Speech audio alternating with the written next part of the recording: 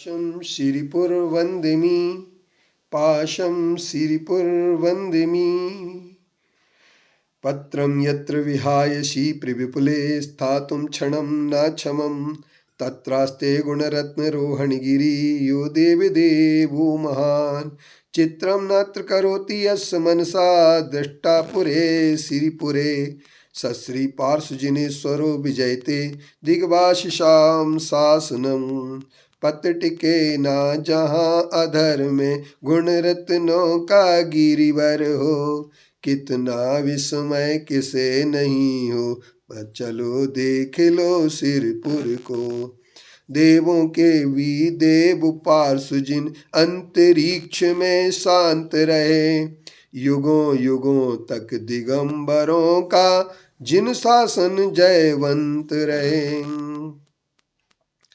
भारत देश में विदेशी यात्रियों ने सदैव अपनी दस्तक दी है।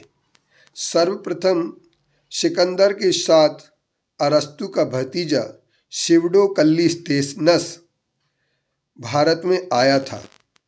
उसने भारत में आने के बाद ईसा की पूर्व तीसरी शताब्दी में जब सिकंदर ने भारत पर आक्रमण किया था तब भी नग्न साधु हिंदू साधु मौजूद थे तथा ब्राह्मणों का श्रमणों की तरह कोई संग नहीं था।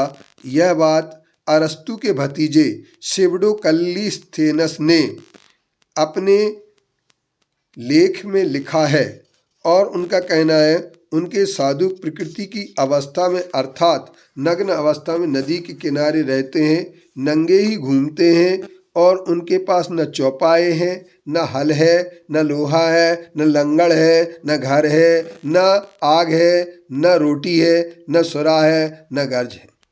इस तरीके से उनके पास श्रम और आनंद का कोई सामान नहीं है। इन साधुओं की स्त्रियां गंगा की दूसरी ओर रहती हैं। जिनके पास जुलाई और अगस्त में वे जाते हैं और जंगल में रहकर वन के फल खाते हैं। इस तरीके से उन्होंने हिंदू साधु के बारे में लिखा तथा 7वीं शताब्दी में जब चीनी यात्री ह्वेनसांग बनारस पहुंचा तो उसने वहां पर हिंदुओं के बहुत से नग्न साधुओं को देखा तो वह लगता है कि महेश्वर भक्त साधु बालों को बांधकर जटा बनाते हैं तथा वस्त्र का परित्याग कर दिगंबर रहते हैं और शरीर में भस्म का लेप करते हैं। वे बड़े तपस्वी हैं। इसके साथ साथ और भी अनेक यात्री आए।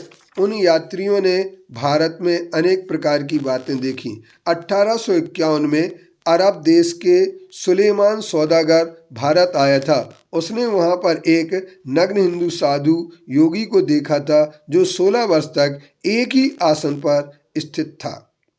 इसके साथ साथ जब हम देखते हैं कि पीटर डेल्ला वाल्ला नामक एक यात्री आया था 1623 में। उसने अहमदाबाद में साबरमती नदी के किनारे शिवालयों में अनेक नागा साधुओं को देखे थे जिनकी लोग बड़ी विनय करते थे।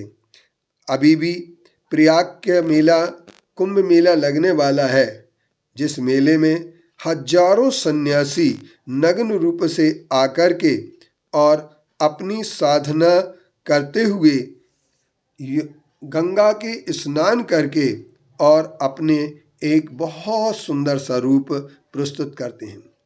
कहने का तात्पर्य यही है कि बहुत से ऐसे जोगी उस समय थे जो तालाब के किनारे अथवा मंदिरों में नग्न रूप से दिन रात रहते थे, जिनके बाल लंबे लंबे थे।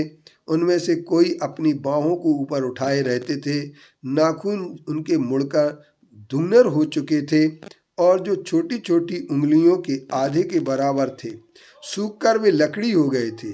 उनको खिलाना भी मुश्किल था क्योंकि उनकी नसें तन गई थीं।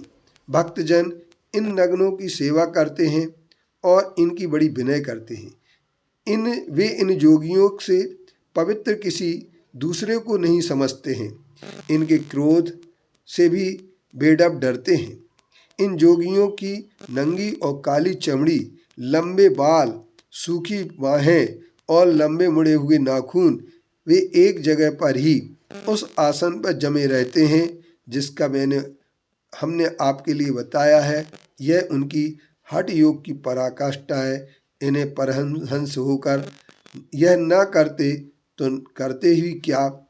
इस तरीके से हम ये कह सकते हैं कि सचमुच में भारत देश की संस्कृति में नग्न रूप से साधना करने के अनेक माध्यम हैं।